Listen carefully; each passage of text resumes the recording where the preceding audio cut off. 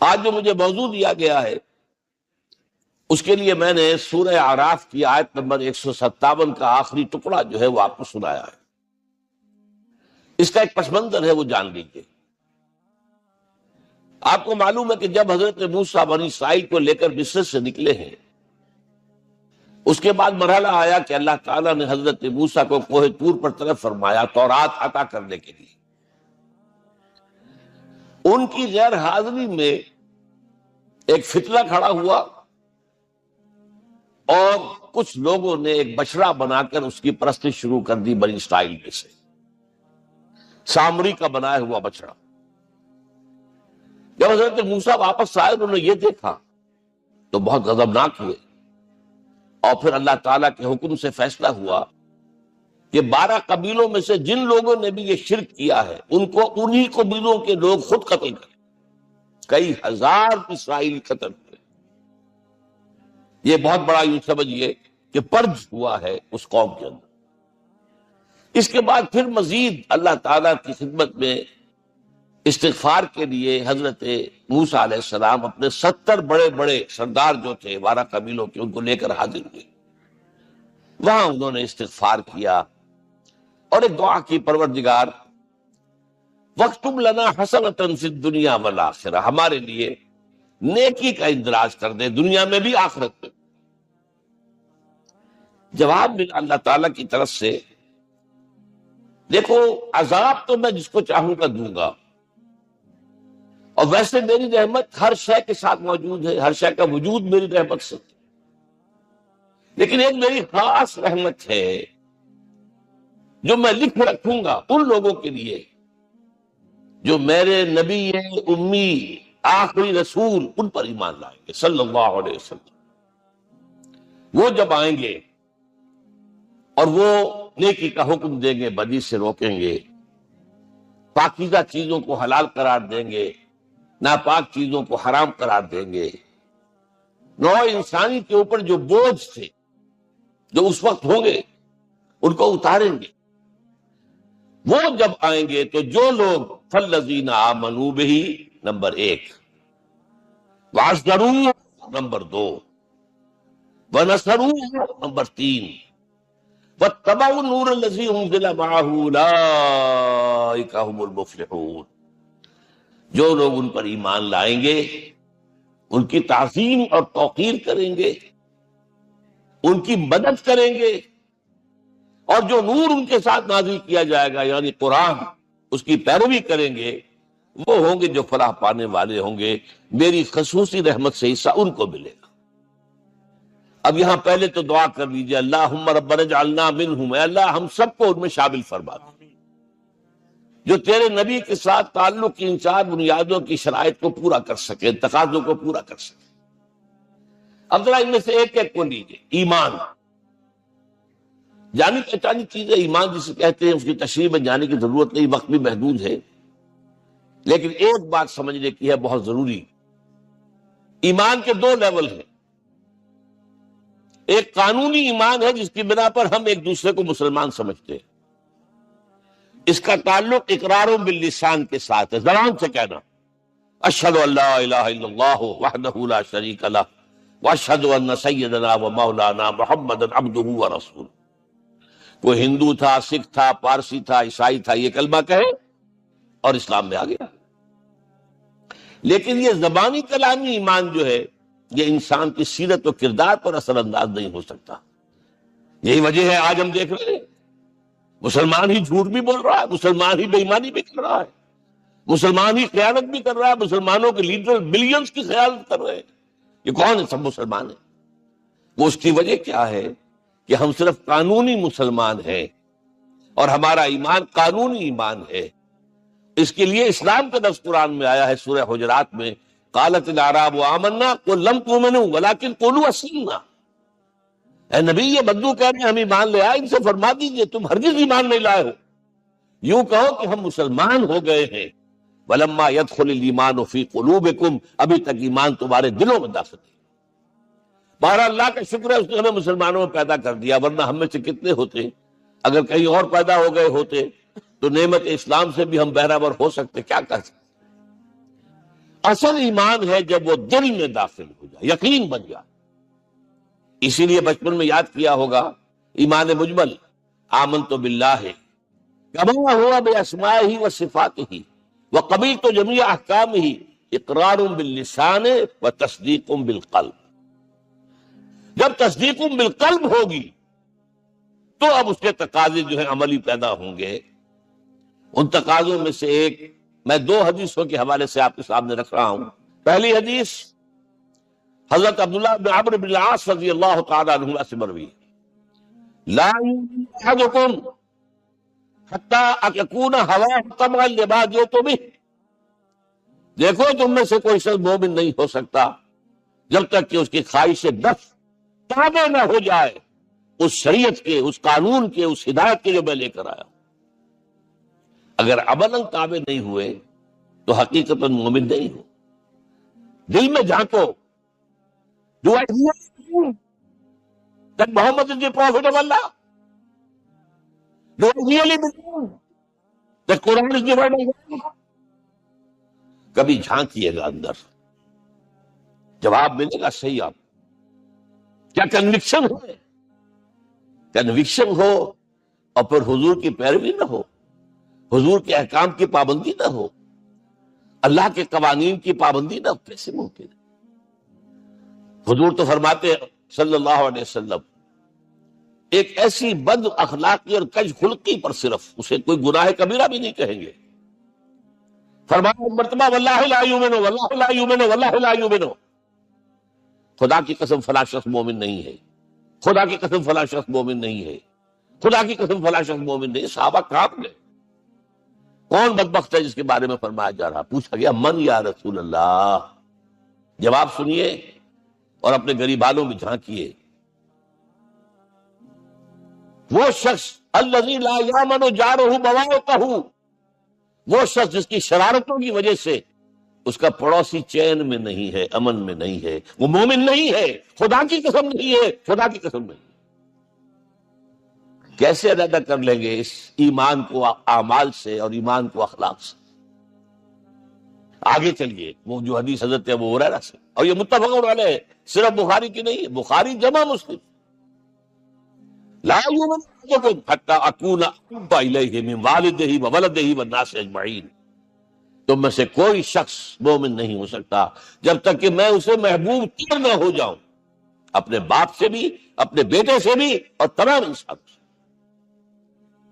جھانک لیجئے دل میں صورتحال یہ ہے یا نہیں ہے. کیوں محبوب ہو جائیں؟ اس لیے کہ آپ کے ذریعے ہدایت ملی ہے، آپ کے ذریعے ہم اللہ سے جڑے ہیں. اور آپ کو معلوم ہے دنیا میں کوئی ہدایت نہیں، نعمت نہیں ہے جب تک کہ نعمت ہدایت نہ ہو.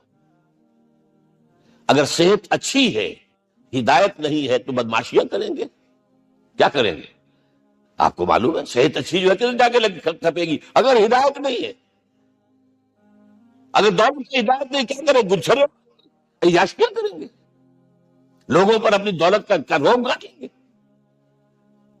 اولاد ہے، ہدایت نہیں ہے، یہ اولاد سہان روح بھی بن جائے گی کہیں آپ کے لیے.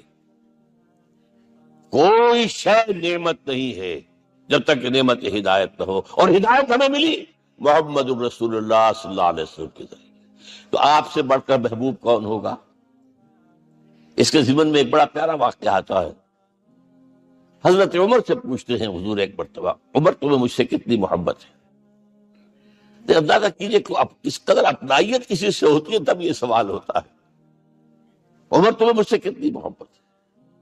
عرض کیا حضور مجھے آپ دنیا کے ہر انسان سے زیادہ محبوب ہیں. فرمایا اور اپنی جان سے؟ ذرا سا توقف کیا، دل میں جھانکا. ہاں حضور اب میں یہ بھی کہتا ہوں کہ میری جان سے بھی زیادہ عزیز ہے مجھے. آپ نے فرمایا الان عمر اب پہنچے ہو جو مقام ہے، اب درکار ہے، جو مطلوب ہے. تو محبت اس درجے کی، اطاعت اس درجے کی اگر نہیں ہے تو ایمان نہیں ہے. ہاں قانونی ایمان ہے، اب مسلمان ہے، اللہ کا شکر ہے، بہت بڑا فضل. اب اگلے بات پر آئیے، ازروہ،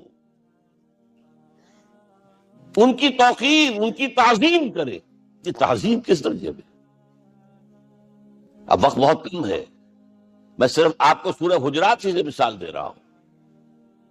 فرمایا گیا یا ایھا الذین آمنوا لا ترفعوا اصواتکم فوق صوت النبی ولا تجہروا له بالقول كجہر بعضکم لبعض ان تحبط اعمالکم وانتم لا تشعرون. اے ایمان والو، کبھی اپنی آواز کو حضور کی آواز سے بلند تر نہ کر دینا.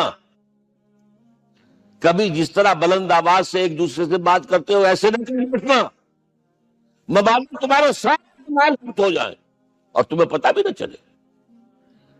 تم تو کہو گے میں نے کوئی گناہ کبیرہ تو نہیں کیا، میں نے کوئی ڈاکہ نہیں ڈالا، چوری نہیں کی، کوئی زنا نہیں کیا، کوئی شراب نہیں پی، لیکن یہ سوء ادب. لا ترفعوا اصواتکم فوق صوت النبی ولا تجہروا له بالقول كجہر بعضکم لبعض ان تحبط اعمالکم وانتم لا تشعرون. یہاں ایک میں عملی بات بھی آپ کے سامنے رکھ دوں. صحابہ کے بعد مجھے بات سمجھ میں آ گئی کہ اپنی آوازیں پست رکھیں. ہم کیسے کریں؟ ہمارا ایک طرز عمل ہونا چاہیے. کسی گفتگو میں کوئی شخص کہ حضور نے یہ فرمایا ہے،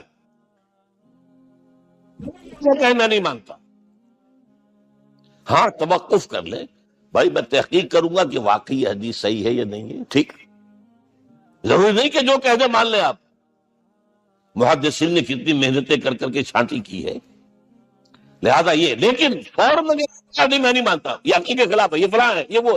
یہ ہے کہ جو آپ سوء ادب کے مرتکب ہو رہے ہیں نبی اکرم صلی اللہ علیہ وسلم کی بارگاہ. ہاں توقف کریں، غور کریں، تحقیق کریں، معلوم ہو کہ یہ حدیث پختہ نہیں ہے، مستند نہیں ہے، پھر دوسری بات. اور یہ جان لیجئے ہمارا جو معاشرہ ہے اس کا ایک قانونی جو ہے احاطہ ہے. یہ بھی سورہ حجرات کی پہلی آیت ہے، یا ایھا الذین آمنوا لا تقدموا بین یدی اللہ ورسولہ. اللہ اور اس کے رسول کے احکام کا دائرہ ہے، اس کے اندر اندر رہو، باہر نہیں نکل سکتے. لیکن اس دائرے کے اندر ایک مرکزی شخصیت جس کی دل آویزی، جس کا حسن سلوک، جس کا حسن کردار، جس کا حسن اخلاق مرکز بن جائے، تمام لوگوں کی جذباتی محبت کا مرکز بن جائے، اگر یہ نہیں ہوگا تو معاشرہ مضبوط نہیں ہوگا. محض قانون اور دستور پر معاشرہ مضبوط نہیں ہوتا.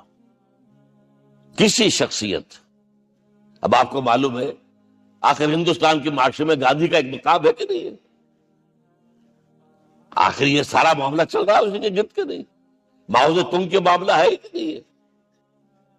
یہ سارا معاملہ دنیا میں عام لوگ کہہ دیتے، ریشنلسٹ لوگ، کہ ان چیزوں کی کیا ضرورت ہے؟ بھائی قانون دیکھنا چاہیے، دستور دیکھنا چاہیے، حکم دیکھنا نہیں. بھائی جذباتی وابستگی کہ ایک ہستی تو ایسی ہو کہ جس کے کچھ کہنے پر فوراً دکھانے بند ہو جائے.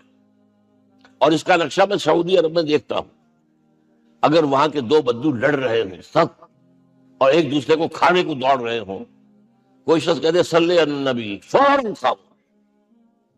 معلوم ہوتا ہے آگ کے اوپر کسی نے پانی نہیں دیا، صلی علی النبی صرف یہ کہنے سے. یہ جذباتی وابستگی اگر محمد سے نہیں ہے صلی اللہ علیہ وسلم تو آپ کا معاشرہ کبھی مضبوط نہیں ہوگا. یہ مرکزی شخصیت، یہ مرکز ہے. اسی لیے ان کے احترام کا یہ درجہ ہے، کیونکہ اس سے کیا ہوگا؟ تمہارا شیرازہ بکھر جائے گا. اگر ان کے ساتھ جذباتی محبت نہیں ہوگی تمہارا شیرازہ بکھر جائے گا. یہ آیا معاملہ. اب میں آپ کو بتانا چاہتا ہوں تعظیم. ہمارے ہاں اصل میں بدقسمتی سے ہم سیرت کی تقریریں کرتے ہیں، حضور کی عظمت بیان کرنے کی کوشش کرتے ہیں. کچھ لوگ تو خیر حضور کی زلفیں ہیں، حضور کی آنکھیں ہیں، حضور کی کملی ہے، حضور کا سایہ نہیں تھا وغیرہ، یہ باتیں اپنی جگہ ہے، ہر چیز ٹھیک ہے. لیکن یہ جان لیجئے حضور کی اصل عظمت ایک نبی اور رسول کی حیثیت سے ہے، اور وہ شے وہ ہے جہاں جبرائیل کے بھی پر جل رہے ہیں. اس کی حقیقت کون جانتا ہے؟ میں ایک مثال دے رہا ہوں آپ کو کہ حضور 100 میں مثال رکھا کرتے تھے. آج روزہ رکھا، شام کو افطار نہیں کیا، وہ رات کو چل رہا ہے روزہ، اگلے روز پھر وہ کنٹینیو کر رہا ہے شام تک. 2 دن کا 100 میں مثال، 3 دن کا بھی رکھتے تھے. صحابہ نے اجازت چاہی حضور ہمیں بھی اجازت دے دیں؟ نہیں. آج کے حضور آپ تو رکھتے ہیں، ہمیں منع کرتے ہیں. اب سنیے، ایکم مثلی، تمہیں سے کون ہے مجھے ایسا؟ ابھی تو اندر ربی، میں تو اب تو رب کی خدمت گزارتا ہوں. ہوا یطعمنی ویسقین، وہ مجھے کھلاتا اور پلاتا ہے. کیا سمجھیں گے ہم؟ کیا ہماری سمجھ میں آئے گا؟ یہ معاملہ نبوت کے جو اسرار و رموز ہیں، ان کا جو مقام اور مرتبہ ہے، وہ کوئی نبی پہچان سکتا، غیر نبی تو پہچان نہیں سکتا. ایک ڈاکٹر کا کیا مقام ہے اپنے فن میں؟ وہ کوئی ڈاکٹر ہی سمجھ سکے گا نا، غیر ڈاکٹر کہاں سمجھے گا؟ اور حقیقت میں وہی سمجھے گا جو اس سے بھی اوپر سے ڈاکٹر ہے. نیچے والا تو نہیں سمجھ سکتا. جو کم وہ تو صرف اوپر دیکھے گا، اللہ اللہ خیر صلی اللہ. جو اوپر ہے اور ظاہر ہے محمد سے اوپر کوئی نہیں صلی اللہ علیہ وسلم. یہی وجہ ہے، دیکھیے شیخ سعدی کو کیا کہنا پڑا، یا صاحب الجمال و یا سید البشر من وجهك المرير قد نور القمر لا يمكن الثناء كما كان حقه بعد خدا بزرگ توئی قصہ مختصر.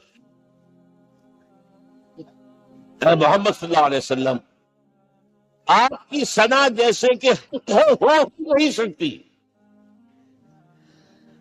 غالب اس سے بھی آگے گیا ہے، میں بات ابھی آپ کو سناتا ہوں شعر اس کا. آپ کی ثنا کا حق ادا ہو ہی نہیں سکتا. بس ہم یہ جانتے ہیں اللہ کے بعد آپ کا مقام.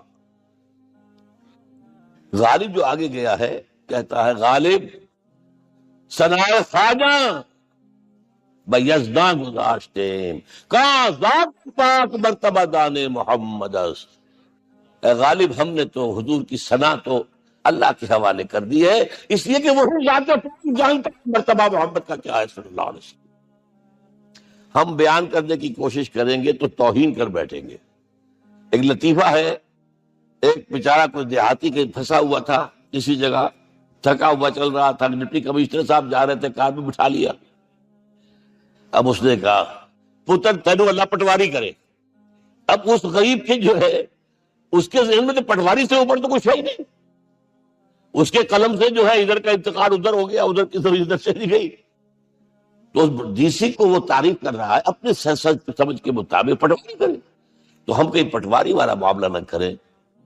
ہاں، ایک پہلو ایسا ہے جس کے حوالے سے حضور کی عظمت ہماری سمجھ میں آئے گی. حضور ایک انسان کی حیثیت سے کیا تھے، ایک باپ کی حیثیت سے آپ کا کیا طرز عمل تھا. ذرا یاد کیجئے، جگر گوشہ رسول حضرت فاطمہ بطول رضی اللہ تعالیٰ عنہ وہ حاضر ہوتی، ابا جان دیکھیے چکی پیس پیس کر یہ گھٹے پڑ گئے میرے ہاتھ میں، یہ کنویں سے پانی لاتی ہوں، مشکیزیں کہ یہاں پر بندیاں پڑ گئی. حضور اب تو عام لوگوں پر بھی آسانیاں ہیں، لوگوں کے ہاں غلام آ گئے ہیں، کنیزیں آ گئی ہیں، مال و دولت آ گئی ہے. مجھے بھی کوئی غلام کنیز عطا ہو جائے. اور آپ کو معلوم ہے یہ لخت جگر نور چشم محمد کی سب سے پیاری بیٹی صلی اللہ علیہ وسلم، کوئی شک نہیں اس میں، فاطمہ، کیا بیتی ہوگی حضور کے قلب پر. لیکن فرمایا، کیا بیٹی، یہ دنیا کی چیزیں ہماری لیے نہیں ہیں، میں تمہیں اس سے بہتر شے دیتا ہوں. تسبیح فاطمہ ہر نماز کے بعد 33 مرتبہ سبحان اللہ، 33 مرتبہ الحمدللہ، 33 مرتبہ اللہ اکبر کہہ لیا کر. لیکن سوچ لیجئے دل پر کیا گزری ہوگی صلی اللہ علیہ وسلم. حضرت عائشہ سے پوچھئے، حضرت خدیجہ سے پوچھئے، حضور کیسے تھے؟ آپ سے زیادہ خواتین کے حق میں نرم، کپڑے تو ہیں بوسیدہ انہیں سی رہے، گھر میں بیٹھے ہوئے یہ کام کرتے تھے. بہرحال ایک بات میں آپ سے عرض کروں، آپ انسان کی جس حیثیت کا بھی ذہن میں تصور کریں گے وہ ساری حیثیتیں محمد میں موجود ہیں صلی اللہ علیہ وسلم. محمد حاکم کی حیثیت سے بھی ہیں، محمد سب سالار کی حیثیت سے بھی ہیں، محمد قاضی القضات بھی ہیں، محمد مجسٹریٹ بھی ہیں، محمد بیویوں بھی ہیں، اولاد والے بھی ہیں، محمد کچھ وقت امام بھی ہیں، جمعے کے خطیب بھی ہیں، مدرس قرآن بھی ہیں، مربی بھی ہیں، مزکی بھی ہیں، اور ہر میدان میں بلند ترین مقام۔ کوئی ایسی جامع شخصیت ملے گی؟ ہمارے ہاں تو حال یہ ہے کہ جو خطیب صاحب ہوتے ہیں وہ 5 وقت نماز کیسے پڑھا سکتے؟ ان کا تو اونچا مقام ہے۔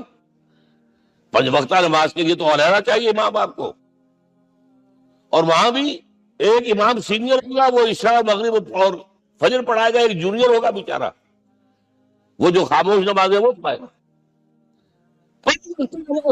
محمد صلی اللہ علیہ وسلم، اور خطیب بھی وہی ہے، مربی بھی وہی ہے، مزکی بھی وہی ہے۔ ہمارے ہاں جو لوگ تزکیہ نفس کے میدان میں ہیں وہ پھر جماعت کبھی نہیں کراتے، کبھی نہیں دیکھا ہوگا آپ نے کسی صاحب کو کراتے ہوئے۔ یہ جامعیت کیوں؟ جامعیت کس طرح؟ میں صرف ایک بات کہا کرتا ہوں، ایک اعتبار سے حضور کا اسوہ نامکمل ہے۔ آپ مجھے سوء ادب کا مرتکب نہ قرار دے دیں، اسوہ کیا ہے؟ اور اس کے لیے، اس کی اپنی نسوانی زندگی کے لیے اسوہ آپ میں نہیں ہے۔ آخر نصف انسانیت ہے، اسے بھی اسوہ چاہیے۔ یہ جس کی وجہ سے حضور نے شادیاں کی ہیں زیادہ۔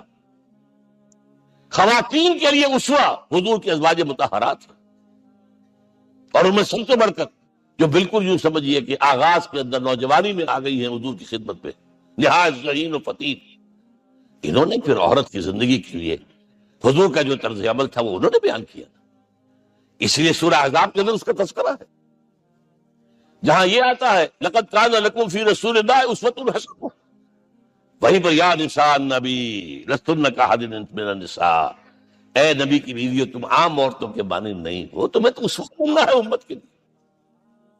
اب اس سے اگلا قدم میں بڑھا رہا ہوں آگے، اور اس کے ساتھ جڑ جائے گی تیسری بات۔ تیسری بات کیا ہے؟ وَنَصَرُوهُ، اس کی مدد کریں صلی اللہ علیہ وسلم۔ پہلی بات تو یہ نوٹ کیجئے، حضور انتہائی غیور انسان تھے، انتہائی غیور۔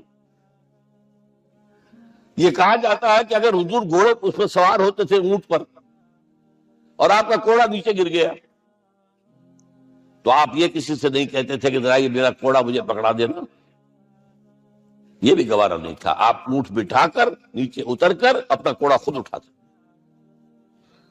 کسی سے اپنے ذاتی کام کے لیے کوئی مدد مانگنا امکان ہی نہیں۔ بلکہ ایک واقعہ تو وہ ہے جب بھی میں تذکرہ کرتا ہوں میری آنکھوں میں آنسو آ جاتے، یہ ہجرت کے وقت کا واقعہ ہے۔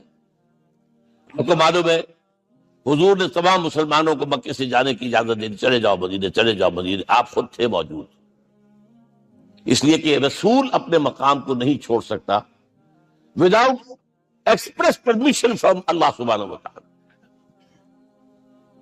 اب حضرت ابوبکر پوچھ رہے ہیں حضور اجازت آ گئی؟ نہیں آئی، آ گئی نہیں آئی، دن گزر رہے ہیں۔ حضرت عائشہ کی روایت ہے، ایک روز ہم نے دیکھا دوپہر کے وقت آ رہے ہیں حضور، کپڑے سے اپنا سر جو ہے ڈھانپا ہوا ہے۔ عرب میں دوپہر کے وقت وزٹ کرنا جو ہے یہ ان کے خلاف دستور ہے، ان کی تہذیب کے خلاف، یہ قیلولے کا وقت ہوتا۔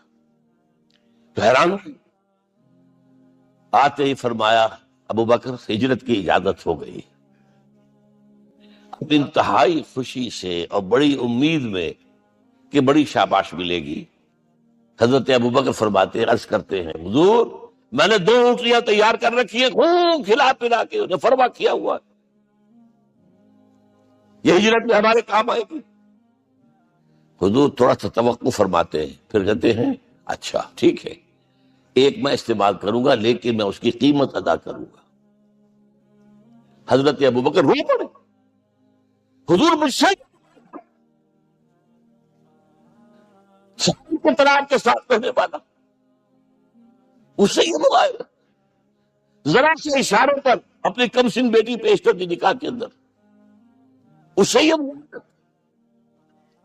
رو پڑے، لیکن حضور کی اپنی غیرت تھی، میں قیمت دوں گی۔ اب بتائیے مدد کا کے لیے درکار تھی؟ مدد تھی ان کے مشن کے لیے۔ مشن 2 حصوں میں تھا، اس کو جانیے، آج کچھ علمی باتیں آ رہی ہیں۔ حضور کے مشن کے 2 حصے، ایک ابتدائی جو تمام انبیاء اور رسول کا تھا، ایک تکمیلی جو صرف محمد کا۔ صلی اللہ علیہ وسلم۔ ابتدائی کیا ہے؟ اللہ کی طرف دعوت، تبلیغ۔ جو دعوت قبول کر لیں ان کے لیے بشارت، بشیر کہ تمہارے لیے آخرت میں جنت ہے، نعمتیں ہیں۔ رد کر دیں ان کے لیے نذیر، خبردار کرنے والے، جہنم کے لیے تیاری کر لو۔ داعی اللہ، اللہ کی طرف بلانے والے، سراج منیرہ، روشنی کے چراغ۔ یہ حیثیت مشترک ہے تمام انبیاء کرام۔ تمام انبیاء بشیر بھی تھے، نذیر بھی تھے، داعی بھی تھے، سراج منیر بھی تھے، اگرچہ ان تمام حیثیتوں میں بھی حضور کا سب سے اونچا مقام علیحدہ نمایاں ہے، لیکن حیثیت بنیادی طور پر مشترک۔ ایک حیثیت تکمیلی، اور وہ کیا ہے؟ اے نبی، جو دین آپ کو دیا گیا ہے صرف تبلیغ نہیں، صرف تعلیم نہیں، اس کو قائم کر کے دکھاؤ نظام زندگی کی حیثیت سے۔ 3 مرتبہ قرآن میں یہ الفاظ حضور کے لیے آئے ہیں، هو الذی ارسل رسولہ بالہدی ودین الحق لیظہرہ علی الدین کلہ۔ 3 سورہ توبہ میں یہ الفاظ آئے، سورہ صف میں یہ الفاظ آئے، سورہ فتح میں یہ الفاظ آئے۔ وہی اللہ جس نے بھیجا ہے اپنے رسول کو صلی اللہ علیہ وسلم، الہدا، قرآن حکیم، ہدایت کاملہ، اور نمبر 2 دین حق۔ یہ 2 چیزیں دے کر بھیجا، کس لیے؟ تاکہ اس دین کو غالب پورے نظام زندگی پر۔ یہ معاملہ ذرا سوچئے، اور یہ حضور کے لیے 3 دفعہ، اور کسی آدمی کے لیے 1 دفعہ بھی نہیں۔ قرآن مجید کے اس نقطے کو ذہن نشین کر لیں۔ اصل میں یہ کیا ہے؟ اسے ہم یوں کہیں گے، ایک ہے نبوت و رسالت، ایک ہے تکمیل نبوت و رسالت۔ ہمارے ہاں ختم نبوت کے اوپر تو زور دیا گیا ہے، اور صحیح دیا گیا ہے، ایمان کا ہمارا جز ہے۔ حضور کے بعد کسی نے بھی دعویٰ کیا نبوت کا، وہ جھوٹا، کذاب، دجال۔ جس نے مانا وہ بہرحال دائرہ اسلام سے خارج ہے، اور جو بھی کچھ ہوا کرے وہ۔ یہ چونکہ قانونی بات تھی، اس لیے اس کا حق ادا کیا علماء کرام نے۔ واقعہ ہے کہ اس میں کوئی کمی نہیں رکھی، لیکن حضور کی فضیلت اس میں نہیں ہے۔ فرض کیجئے کہ نبوت چلی آ رہی تھی ہموار طور پر، ایک جگہ آ کے ختم ہو گئی، تو فضیلت کون سی ہوئی؟ نہیں، نبوت و رسالت تدریجاً ترقی کرتے ہوئے اپنے نقطۂ عروج پر پہنچ کر ختم ہوئی۔ یہ ہے فضیلت۔ اب آپ سوچئے، الہدی دیا گیا حضور کو، تو کیا تورات میں ہدایت نہیں تھی؟ سورہ اعراف کی آیت ہے، سورہ مائدہ کی، انا انزلنا التوراۃ فیہا ھدی ونور۔ ہم نے نازل کی تھی تورات، اس میں ہدایت میں تھی، نور بھی تھا۔ ہم مانتے ہیں اللہ کی کتاب تھی۔ وہی فرمایا ہے انجیل فیہا ھدی ونور، اس میں ہدایت میں تھی، نور بھی تھا۔ پھر یہ الہدا قرآن آیا۔ یہ کیا ہے؟ ہدایت نے درجہ بدرجہ ترقی کرتے ہوئے قرآن میں آ کر کامل ہو گئی، ہدایت کامل۔ وجہ کیا ہے؟ انسان کا شعور بھی تو درجہ بدرجہ بڑھا ہے۔ ایک وقت تھا ہمارا بچپن تھا، فکر کے اعتبار سے، سوچ کے اعتبار سے، علم کے اعتبار سے، ہمارے آباء و اجداد کبھی جو رہتے تھے گھروں کے اندر یا کبھی آئے ہیں تو کیا تھا ان کے پاس؟ اب اس وقت جو ہے کسی کو آپ پرائمری کے بچے کو پی ایچ ڈی ڈاکٹر رکھ دیجئے ٹیوٹر، تو کیا پڑھائے گا تو وہی جو پرائمری کا بچہ سمجھ سکے۔ لہذا وہ جو کہا گیا تھا آدم کو اس زمین کی خلافت دیتے، فَإِمَّا يَأْتِيَنَّكُم مِّنِّي هُدًى فَمَن تَبِعَ هُدَايَ فَلَا خَوْفٌ عَلَيْهِمْ وَلَا هُمْ يَحْزَنُونَ۔ یہ ہدایت رفتہ رفتہ آئے گی، آئے گی، آئے گی، آئے گی۔ اور یہ بات جان لیجئے، پروفیسر ڈاکٹر محمد شریف نے جو کتاب لکھی ہے فلسفے کی تاریخ پر، اس میں بتایا ہے کہ 1200 برس انسانی تاریخ کے بہت ہی پروڈکٹیو ہے فلسفیانہ فکر کے لیے۔ From 600 BC to 600 AD، 1200 years فلسفے اسی میں پیدا ہوئے۔ سقراط، وقار، افلاطون اور یہ سب نکل گئے، اور کنفیوشس بھی آ گیا، تاؤ بھی آ گیا، اور بدھ بھی آ گیا، جین بھی آ گیا، سب آ گئے، سب آ گئے۔ گویا کہ انسان جب کچھ سوچ سکتا تھا، جتنا سوچ سکتا تھا سوچ چکا، اور یہ بھی سنا جو حضرت عیسیٰ نے کہا تھا اپنے حواریوں سے، ڈپارٹنگ جو میسج تھا، مجھے ابھی تم سے اور بھی بہت باتیں کرنی تھی لیکن تم ان کا تحمل نہیں کر سکو گے، جب وہ فارقین آئے گا صلی اللہ علیہ وسلم تو تمہیں سب کچھ بتائے. لہذا جب انسان بلوغت کو پہنچا ہے فلسفیانہ فکر کے اعتبار سے تب، اور یہ بھی نوٹ کر لیجئے، بہت اہم بات کہہ رہا ہوں، چند مہینے غار حرا کی تنہائیوں میں اللہ تعالیٰ نے حضور کو وہ سارا ذہنی سفر طے کرایا. کیا کرتے تھے حضور جا کر غار حرا میں؟ کبھی سوچا آپ نے؟ اگر آپ یہودیوں میں پیدا ہوئے ہوتے تو یہودی طرز پر آپ عبادت کرتے، اگر کہیں عیسائیوں میں پیدا ہوتے تو عیسائیوں کی طرف پر آپ تو نہیں تھے، آپ تو پیدا وہ مشرکین میں شرک کرنے کا امکان ہی نہیں آپ کے لیے، تو کیا کرتے تھے؟ حدیث کے الفاظ یہ کہ یتحنث فی، وہاں جا کر عبادت کرتے تھے. اب شارحین حدیث نے بہت عمدہ لکھا ہے، کہنا صفت و تعبد ہی فی غار حرا التفکر والاعتبار، غار حرا میں آپ کی عبادت فکر، غور و فکر، تفکر و اعتبار، جس کی میں تعبیر یہ کر رہا ہوں، جس کو کہا کبھی اکبر الہ آبادی نے، خدا کے کام دیکھو بعد کیا ہے اور کیا پہلے، نظر آتا ہے مجھ کو بدر سے غار حرا پہلے. تم غار حرا کو نہیں جانتے، مصطفیٰ اندر حکم کافی. The most productive part of the period life of Muhammad is that which he passed in غار حرا. فکر کی ساری جو ہے بلندیاں طے کی تب آیا ہے اقرا بسم ربک، اب اللہ کا الہدا شروع ہوا ہے.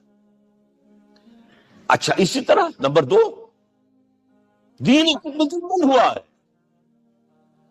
ورنہ جب ہم کبھی غاروں میں رہتے تھے کسی میونسپلٹی کا بھی سوال نہیں، نظام کسے کہیں گے؟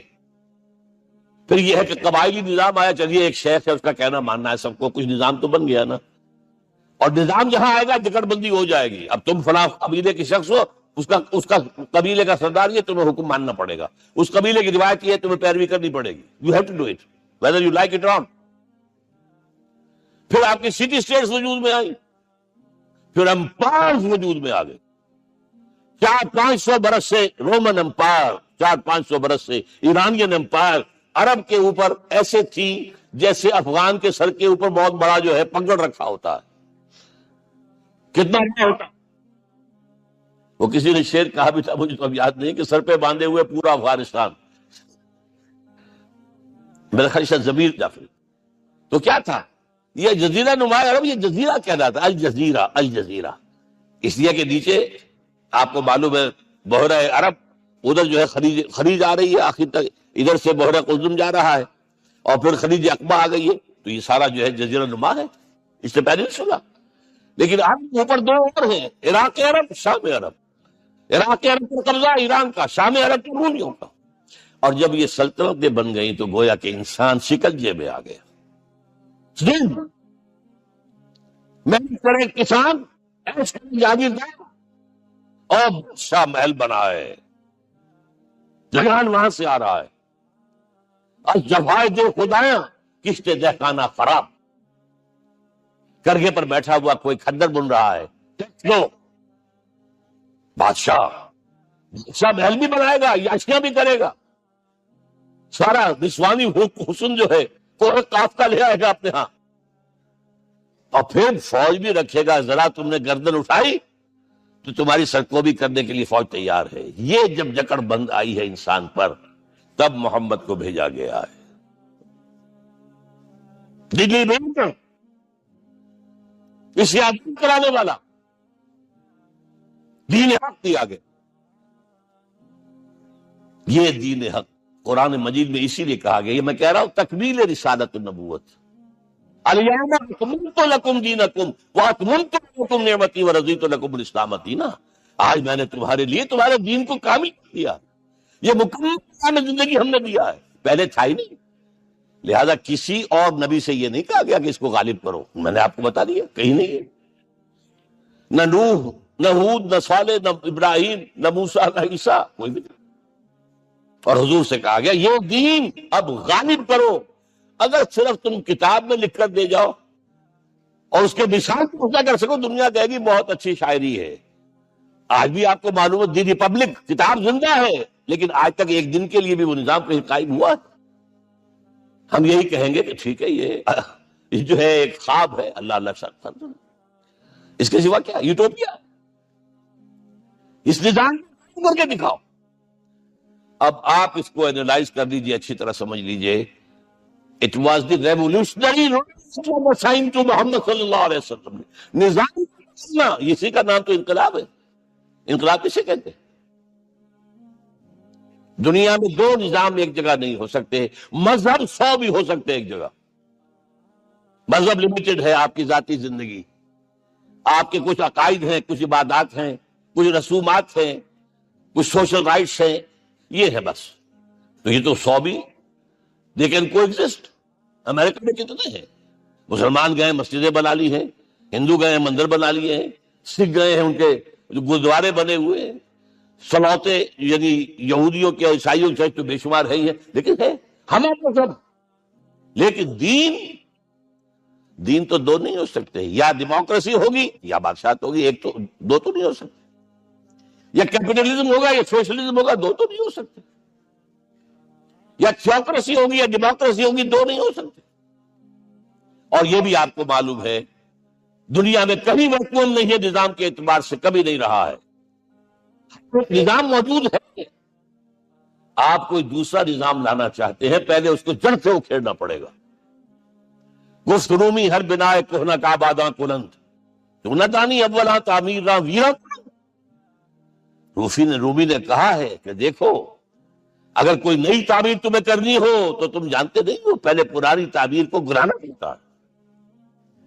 پہلے آپ نظام جڑ سے کھینچ کر پھینکیں گے باہر، تب نظام لائیں گے نا۔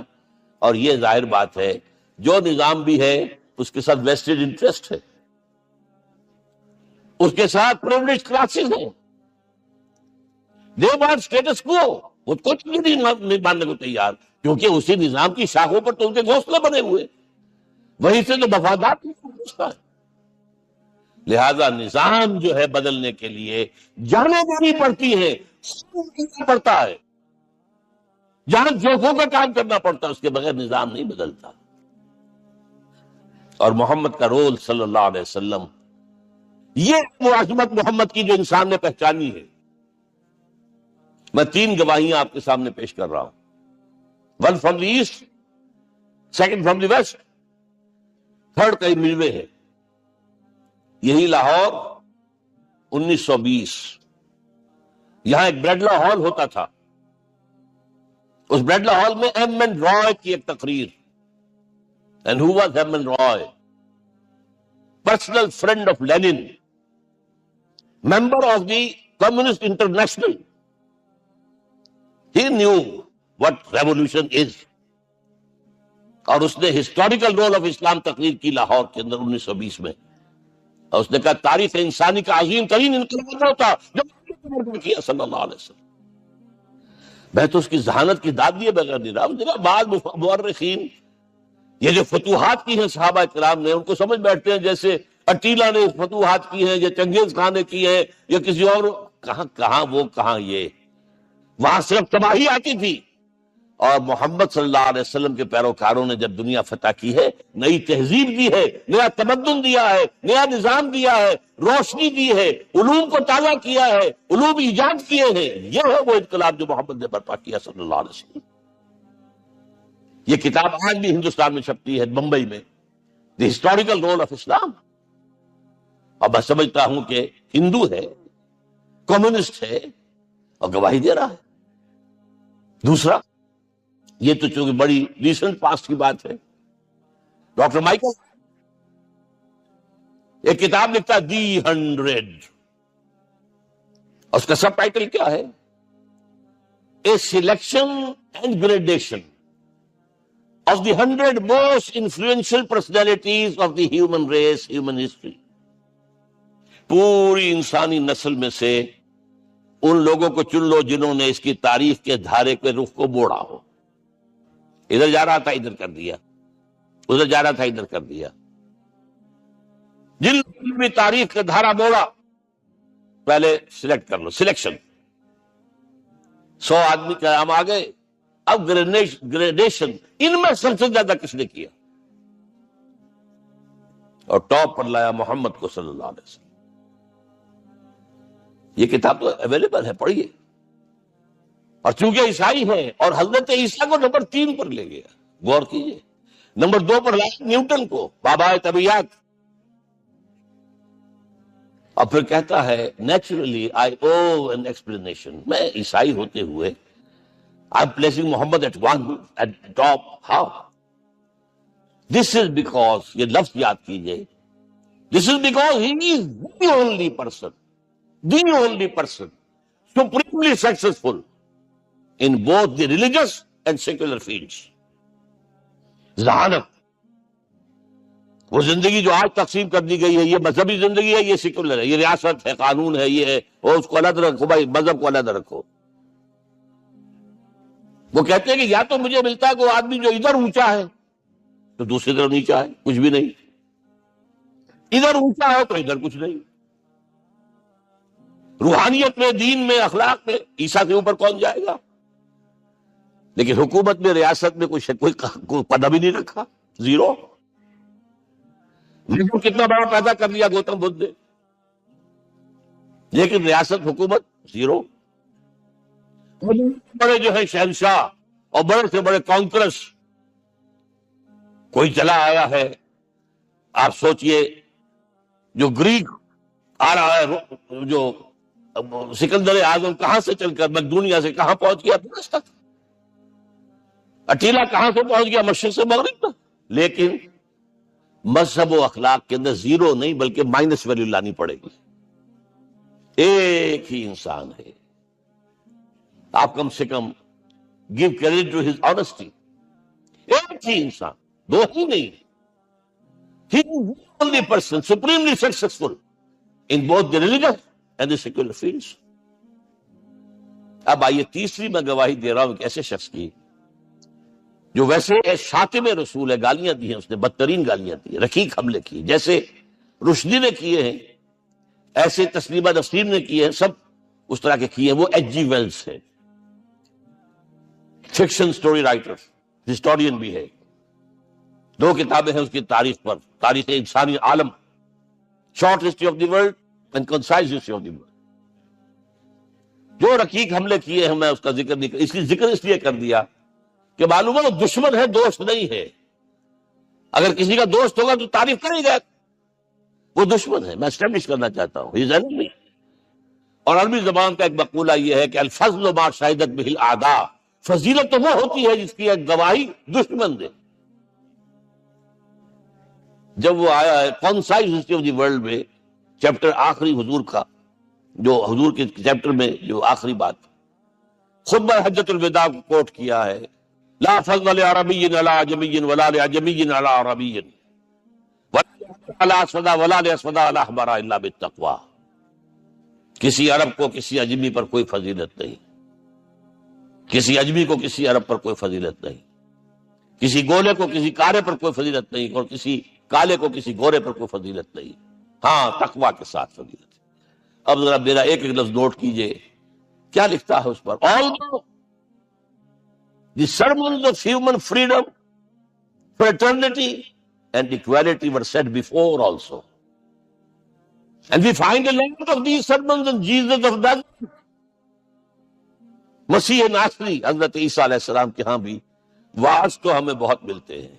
It must be accepted that it was Muhammad صلی اللہ علیہ وسلم who for the first time in history established a society based on these principles. انسانی حریت، اخوت، مساوات، اس کے واعظ کہنے تو بہت آسان ہے، تقریریں کرنی تو بہت آسان ہے، لیکن ان ویلیوز کو باقاعدہ اسٹیبلش کرنا ایک سوسائٹی میں ماننا پڑتا ہے. یہ اسے دینا پڑا ہے کریڈٹ جو بھی ہے. لیکن ایک بات نوٹ کر لیں، مبادہ کہیں آپ میرے بارے میں سوء ظن ہو جائے، تازہ ایڈیشن جو اب اویلیبل ہے اس میں سے یہ نکال دیے گئے ہیں. آج کے جو ان کے ایڈیٹرز ہیں ان کے حلق سے نیچے نہیں اتر رہے. اتنی بڑی حقیقت. آپ پنجاب لائبریری یا پبلک لائبریری سے جا کے پرانا ایڈیشن لیجیے، concise history of the world کے اندر آپ کو یہ الفاظ مل جائے گا. Although the sermons of human fraternity, Freedom and equality were said before also. And we have a lot of these sermons in Jesus of Nazareth. But it must be accepted that it was Muhammad sallallahu alaihi wasallam who for the first time in history established a society based on these principles. اب یہ جو mission میں نے آپ کے سامنے رکھا، ایک بنیادی مشن قرآن کی تبلیغ کرو، تبلیغ کرو، تبلیغ کرو، تبلیغ کرو. یا رسول بلغ ما انزل الیک من ربک وان لم تفعل فما بلغت رسالته. نمبر 2، جو دین حق دیا اسے غالب کرو، قائم کرو، نافذ کرو، اس کی مثال پیش کرو دنیا کے سامنے. ان دونوں میں مدد درکار تھی محمد الرسول اللہ. جیسے حضرت مسیح نے کہا تھا، وَإِذْ قَالَ عِيسَىٰ ابْنُ مَرْيَمَ لِلْحَوَارِيِّينَ مَنْ أَنصَارِي إِلَى اللَّهِ، کون ہے میرا مددگار اللہ کی راہ. جیسے کہ اللہ فرماتے سورہ حدید میں، بڑی پیاری آیت ہے، بڑی ریولوشنری آیت ہے، بلکہ میں لفظ استعمال بڑی ننگی انقلابی آیت ہے قرآن مجید کی. اتنا صاف اللہ تعالیٰ ہی سچ بول سکتا ہے، کوئی اور تو ضرور کہیں نہ کہیں اس کے اوپر کوئی کپڑا ڈال کے بات کرے گا. آیت نمبر 25 آف سورۃ الحدید، لقد ارسلنا رسلنا بالبینات، ہم نے اپنے رسولوں کو بھیجا واضح نشانیوں کے ساتھ، معجزات کے ساتھ. وانزلنا معهم الکتاب والمیزان، ان کے ساتھ کتاب اتاری، شریعت اتاری، میزان اتاری، نظام اتارا. لِيَقُومَ النَّاسُ بِالْقِسْطِ، لوگ عدل پر قائم ہوں. اس لیے کتاب کیوں بھیجی، رسول کیوں بھیجے، نبی کیوں بھیجے، وحی کیوں بھیجی؟ تاکہ لوگ عدل پر قائم ہوں. یہ اس سے بڑی آیت کوئی ہوگی؟ عدل اجتماعی، سوشل جسٹس. اب اگلا ٹکڑا پڑھیے، وَأَنزَلْنَا الْحَدِيدَ، ہم نے لوہا بھی اتارا ہے، فِيهِ بَأْسٌ شَدِيدٌ، اس سے اسلحہ بنتا ہے، جنگی قوت ہے. وَلِيَعْلَمَ اللَّهُ مَن يَنصُرُهُ وَرُسُلَهُ بِالْغَيْبِ، اور اللہ دیکھ لینا چاہتا ہے کون ہے اس کے وفادار بندے جو لوہے کی طاقت کو ہاتھ میں لے کر اللہ اور اس کے رسول کی مدد کرتے ہیں. دین اللہ کا، اسے قائم کرنا اللہ کی مدد ہے، اسے قائم کرنا محمد کا فرض ہے، اس کے جد و جہد کرنا محمد کی مدد ہے صلی اللہ علیہ وسلم. یہ تھی نصرت. اور یہ نصرت آپ کو معلوم ہے حضور کی زندگی میں صحابہ نے کرام نے کی ہے کہ نہیں کی؟ جو شخص ایمان لائے ساری ایمان بن گیا. ابو بکر ایمان لائے، اور پھر جو ہے عشرہ مبشرہ میں سے چوٹی کے صحابہ وہ ان کی دعوت پر ایمان لائے. سعد ابن ابی وقاص، طلحہ، زبیر، عثمان، سعید ابن زید، یہ سب کون ہے؟ حضرت ابو بکر کی دعوت. نوجوان ہیں، مصعب بن عمیر کو گھر سے نکال دیا چچا نے، اور بڑا کر کے نکالا ہے کم وقت، اس لیے کہ باپ مر گیا تھا، بہت دولت چھوڑ گیا تھا. ماں نے بڑے ناز و نام میں پالا تھا. کہتے 200 درہم کا جوڑا اس کا بن کر آتا تھا شام سے. جیسے کبھی ہم کہتے تھے کہ پنڈت نہرو کے کپڑے جو ہے پیرس سے سل کر آتے ہیں، اور جہاں سے گزر جاتا تھا مشم، اتنا اس نے لگایا ہوتا تھا عطر کے پوری گلی جو ہے وہ خوشبو سے جو ہے بھر جاتی. چچا نے بلایا، تم جو یہ گلچھرے کر رہے ہو اپنے باپ کی دولت پر نہ، اور تم اسے کہتے ہو کافر، نکل جاؤ گھر سے. وہ چلنے لگے، یہ بات ہے، ٹین ایجر چلنے لگے.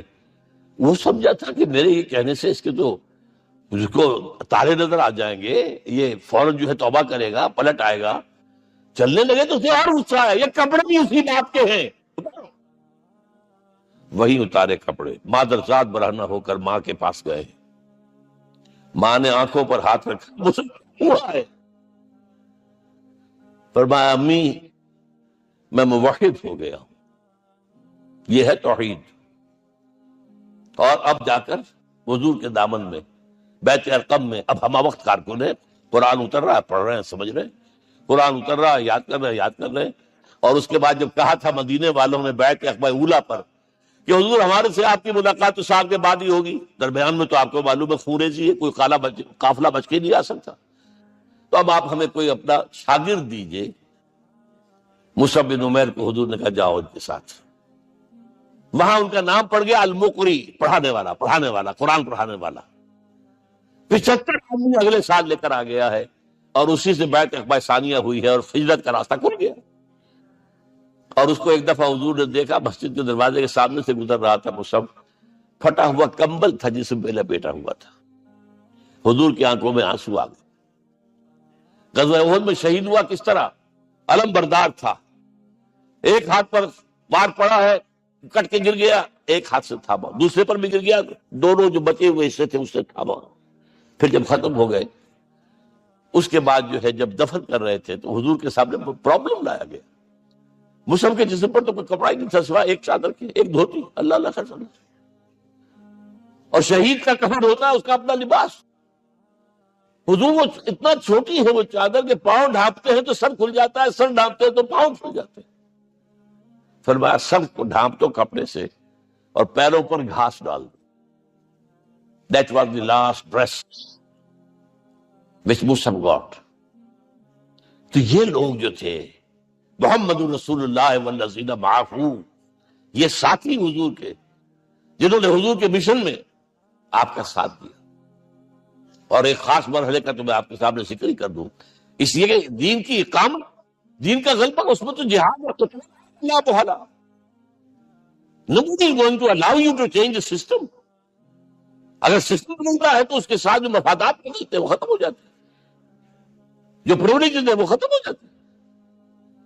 لہذا جب غزوہ بدر کا مرحلہ آیا ہے، حضور نے مجلس شورا منعقد کی اور آپ نے جو وہی سے آپ کو بتا دیا گیا تھا، دیکھو ایک قافلہ آ رہا ہے شمال سے، مال غنیمت سے لدا پھدا ہے اور 50 صرف اس کے ساتھ محافظ ہیں. ایک لشکر آ رہا ہے جنوب سے ریل کانٹے سے لیس، اور اللہ نے وعدہ کیا ہے کہ ایک پر ضرور تمہیں فتح دے گا. بتاؤ کدھر چلے؟ یہ اصل میں کسی بھی سپہ سالار کے لیے وقت ہوتا ہے کہ اپنے ساتھیوں کے مورال کا اندازہ کرے.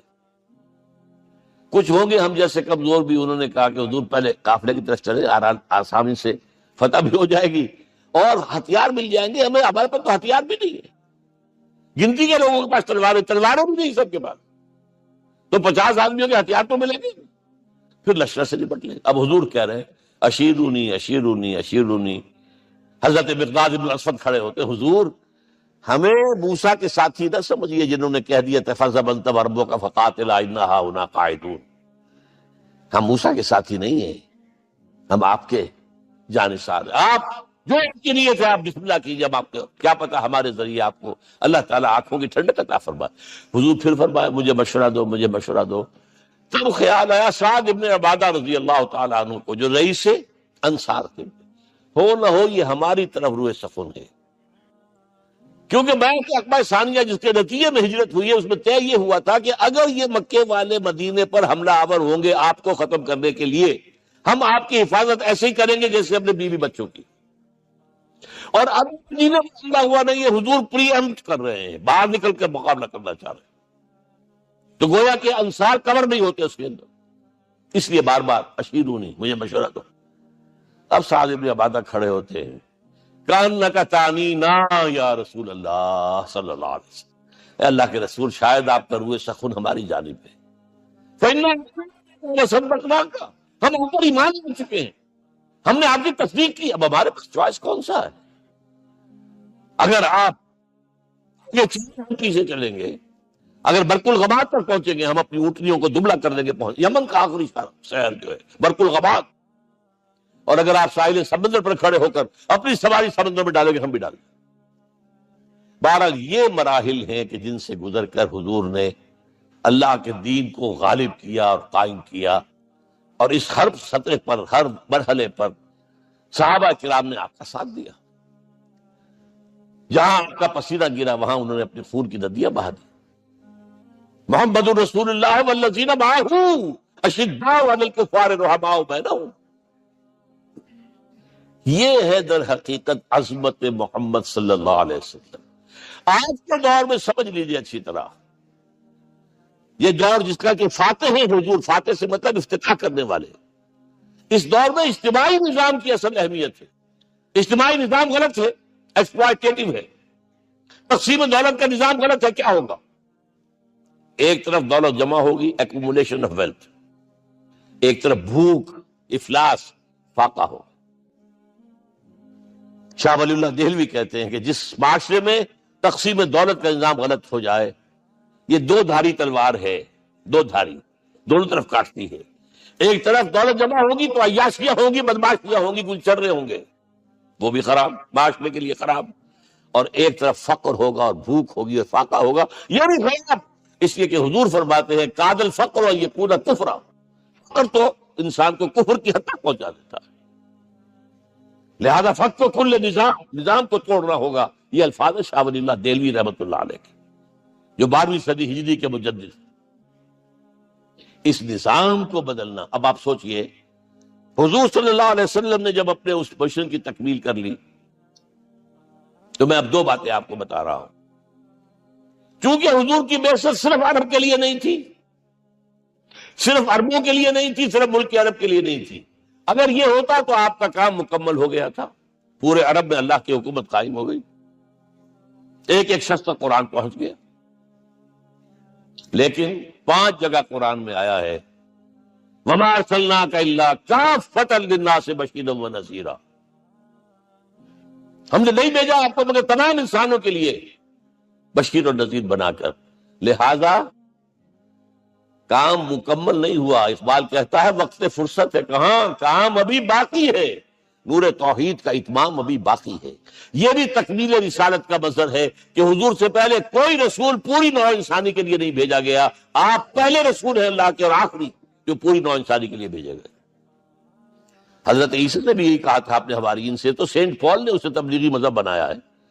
انجیل میں اب بھی الفاظ موجود ہیں کہ I have been sent in search of the lost sheep of the house of Israel، میں تو اسرائیل کے گھرانے کی کھوئی ہوئی بھیڑوں کی تلاش میں بھیجا گیا، صرف بنی اسرائیل کے لیے۔ قرآن بھی کہتا ہے رسولا الی بنی اسرائیل، واحد رسول ہیں جو پوری دنیا کے لیے بھیجے گئے۔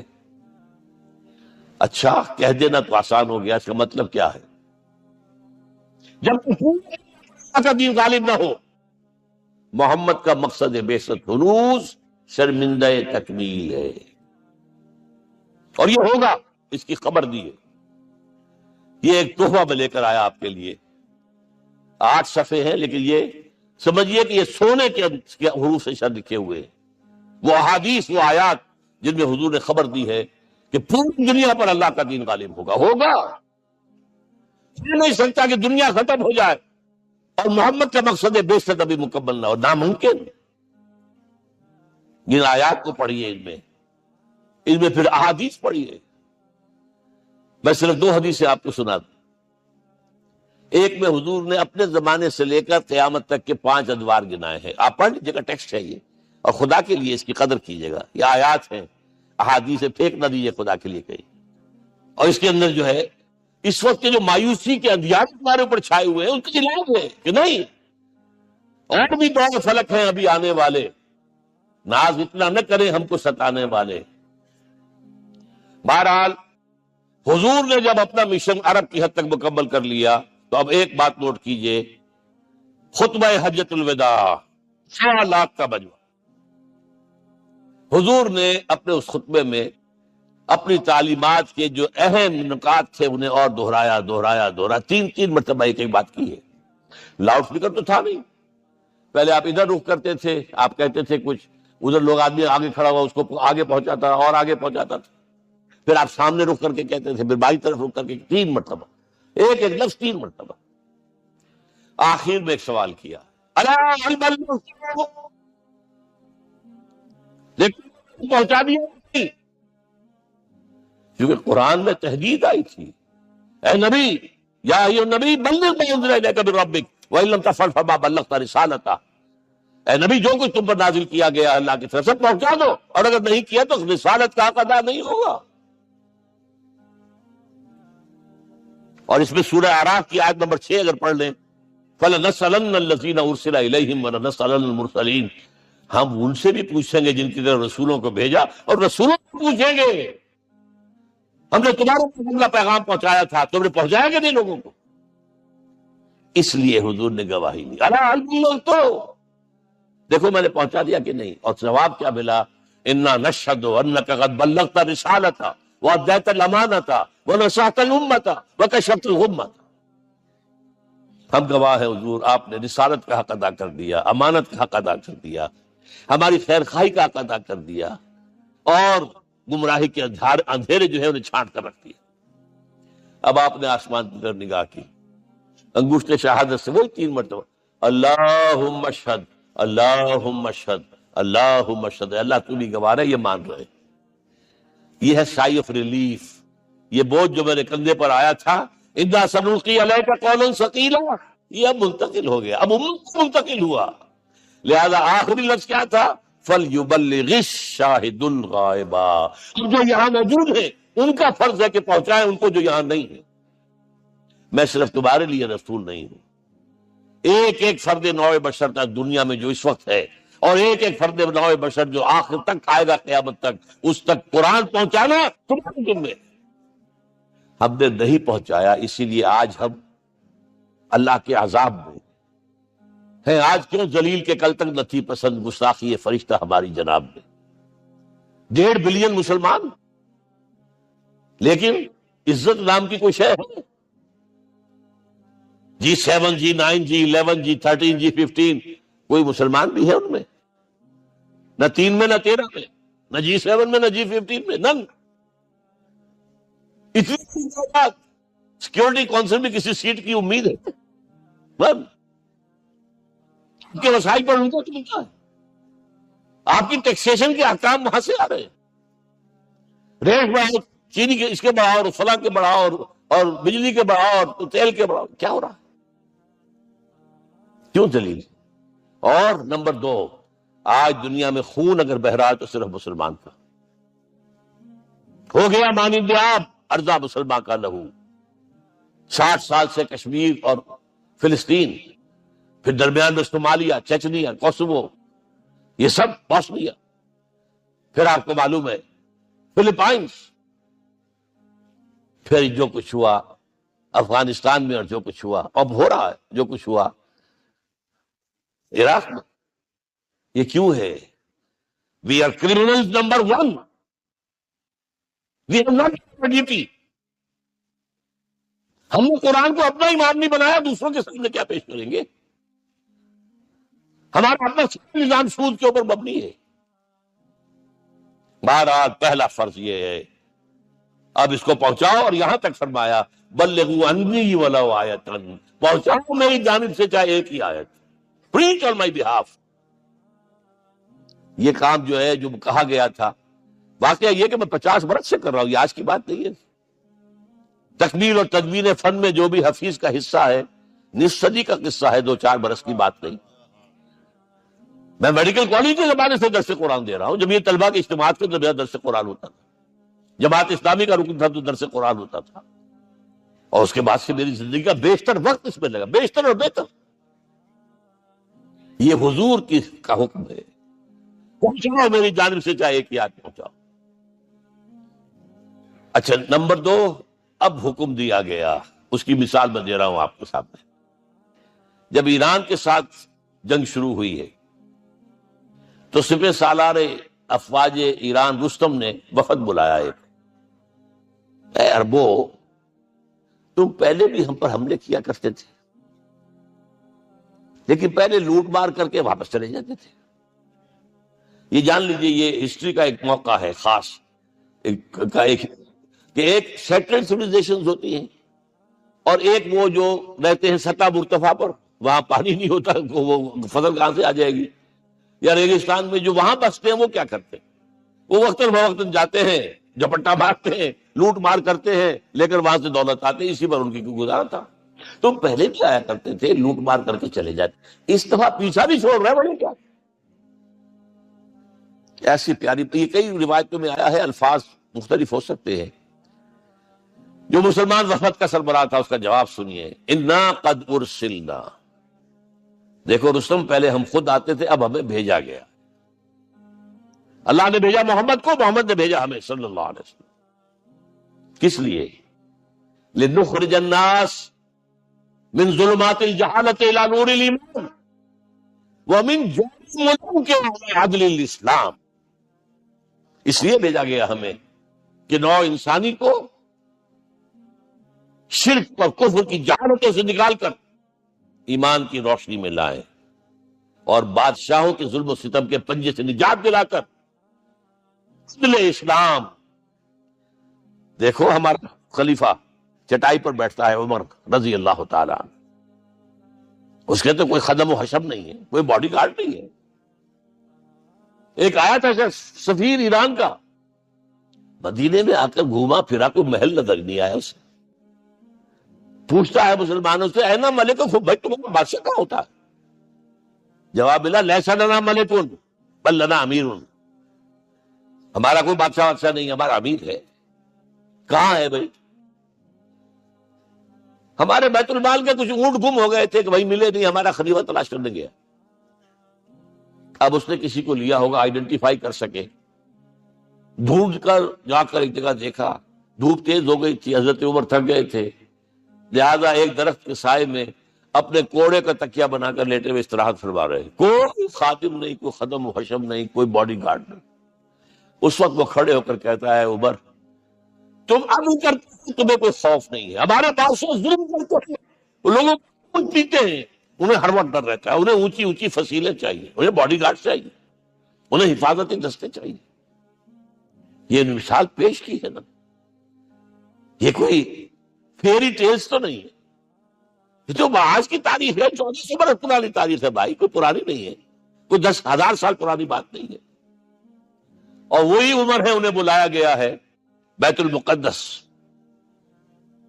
وہاں جو مسلمانوں کا محاصرہ تھا وہ طول کھینچ گیا, فصیل بہت اونچی مضبوط, اور اندر ہر طرح کا رسم بھی موجود ہے, راشن بھی ہے, پانی بھی ہے.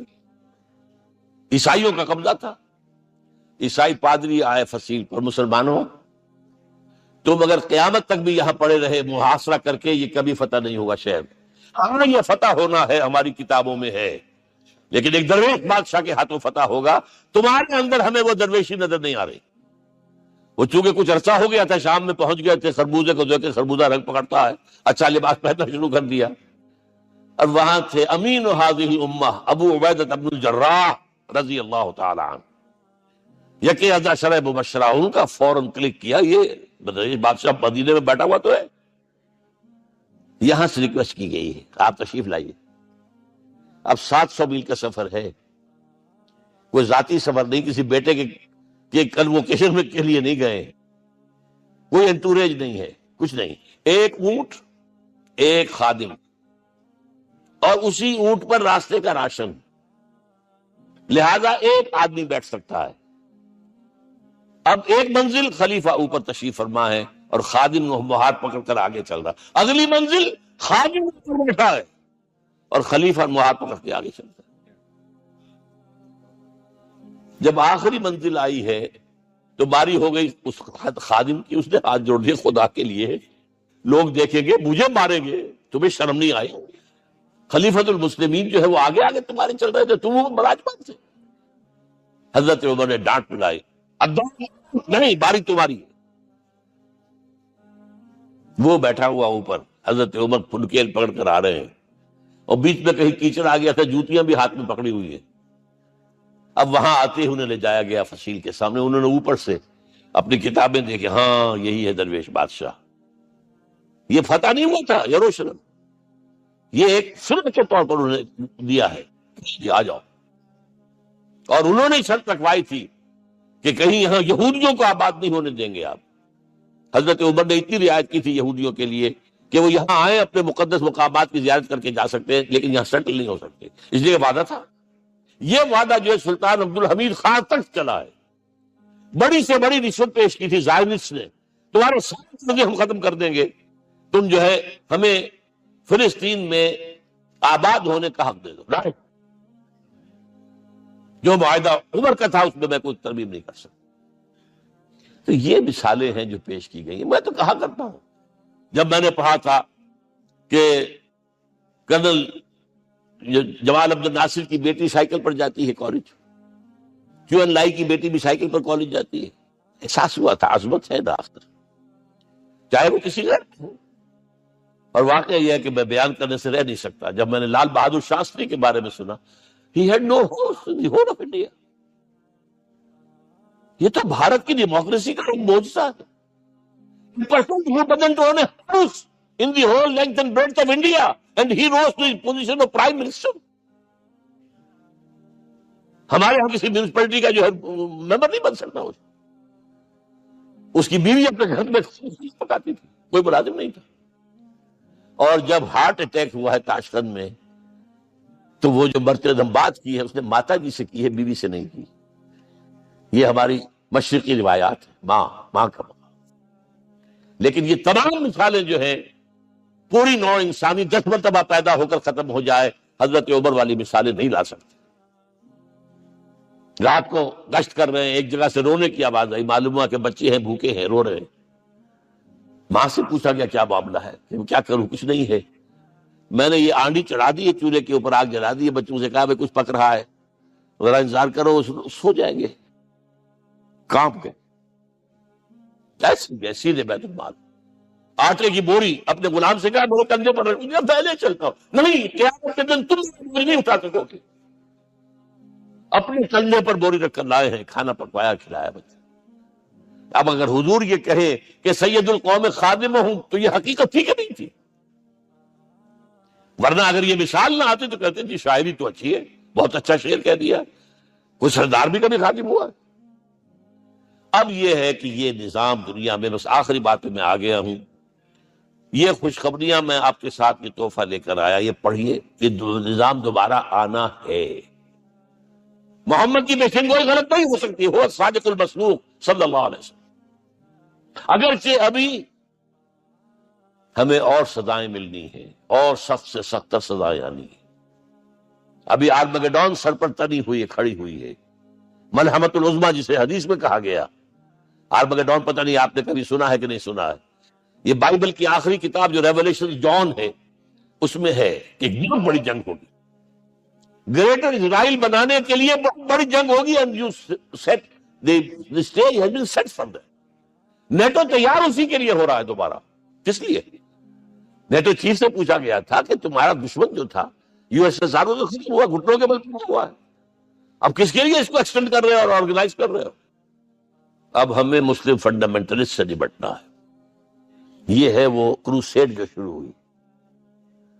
یہودی اور عیسائی نیو کنزرویٹو، نیو کونس، یہ دونوں جڑے ہوئے ہیں، ایک 5 پوائنٹ ایجنڈا ہے ان کا جس پر دونوں کا اتفاق ہے۔ تو ابھی ہم پر بڑے برے وقت آنے ہیں، ہمیں سزائیں ابھی اور ملنی ہیں، لیکن ٹیبلز ول بی ٹرن، دنیا میں اللہ کا دین قائم ہوگا، چاہے ابھی اور اپس اینڈ ڈاؤنز آئیں گے، لیکن ہوگا، لیکن ہوگی، وہ وقت آئے گا اللہ کا دین قائم ہوگا پوری دنیا میں۔ ایک حدیث میں آپ کو سنانے چلا تھا، حضرت ثوبان سے رضی اللہ تعالیٰ عنہ، مسلم شریف کی روایت ہے، حضور نے فرمایا ان اللہ زوالی الارض، اللہ نے میرے لیے پوری زمین کو لپیٹ دیا، فرائے تو مشارقہا و مغاربہا، میں نے اس کے سارے مشرق دیکھ لیے، سارے مغرب دیکھ لیے، فإن امتی سیبلغ ملکہا ما زوئ لی منہا، میری امت کی حکومت ان تمام علاقوں پر قائم ہو کر رہے گی جو اللہ نے زمین کو لپیٹ کر مجھے دکھا دی۔ یہ ہونا ہے، and that is going to be the end of this world۔ آرمگیڈون بھی آ جائے گی پہلے، ملحمت العظمیٰ بھی آئے گا، سزائیں بھی ملیں گی، بالآخر وہ ہوگا۔ لیکن آخری بات، میرے اور آپ کے لیے مسئلہ لمحہ فکریہ کیا ہے؟ میں اور آپ کیوں کھڑے؟ آرمی آن دی سائڈ کھیلنا اور آن دی سائڈ کھڑا رہو۔ بہرحال یہ تو جو اپس اینڈ ڈاؤنز آنے ہیں، میرے اور آپ میں سے ہر شخص کے سوچنے کی بات یہ ہے، یہ تو انقلاب تو آئے گا، حضور کے ذریعے سے آیا، کچھ لوگ حضور کے ساتھی بن گئے، ان کی دنیا بن گئی، آخرت بن گئی، قیامت میں کے بعد جو کچھ ملنا ہے اللہ تعالیٰ، روح و ریحان و جنت النعیم۔ کچھ رہ گئے کہ چاہے سگا چچا تھا محروم رہ گئے، ابو لہب۔ آج بھی یہ قافلہ ادھر چل رہا ہے۔ اقبال نے بالکل ٹھیک کہا ہے کہ دنیا کو ہے پھر مار کا روح و بدن پیش، تہذیب نے پھر اپنے درندوں کو ابھارا، اللہ کو پابر دیے مومن پہ بھروسہ، ابلیس کو یورپ کی مشینوں کا سہارا۔ اور صحیح کہا ہے، آخری بات جو کہہ رہا ہوں، ایک نقطہ میرا رہ گیا ہے، وَاتَّبَعُوا النُّورَ الَّذِي أُنزِلَ مَعَهُ، چوتھی بات، اور یہ کہ وہ لوگ جو اس نور کا اتباع کریں گے کہ جو ان کے ساتھ نازل کے قرآن، اس لیے کہ قرآن ہی ذریعہ ہے، آلہ انقلاب ہے، قرآن انسانوں کو بدلتا ہے، افراد کو، افراد مل کر جماعت بن کر وہ جو انقلاب برپا کرتے ہیں. بٹ انڈیویجول چینج، اقبال کے الفاظ میں چوں بجا در رفت جہاں دیگر شود، یہ قرآن اگر کسی کے باطن میں اتر جاتا ہے تو اس کے اندر انقلاب آ جاتا ہے. He is a change person from within واتبعوا النور الذی انزل معہ. لیکن آخری دور کے بارے میں چند اشعار سنا رہا ہوں. شب گریزاں ہوگی آخر جلوہ خورشید سے، یہ چمن مانگا نغمہ توحید سے ہو کر رہے گا، اور پھر دلوں کو یاد آ جائے گا پیغام سجود، پھر جبیں خاک حرم سے آشنا ہو جائے گی. اور آنکھ جو کچھ دیکھتی ہے لب پہ آ سکتا نہیں. میں وہ حیرت ہوں کہ دنیا کیا سے کیا ہو جائے. آب روان کبیر تیرے کنارے کوئی دیکھ رہا ہے کسی اور زمانے کے خواب. وہ زمانہ آنا ہے، لیکن دیکھنا یہ ہے کہ میرا اور آپ کا اس میں کتنا حصہ ہے. اقول قولی ھذا واستغفر اللہ لی ولکم ولسائر المسلمین.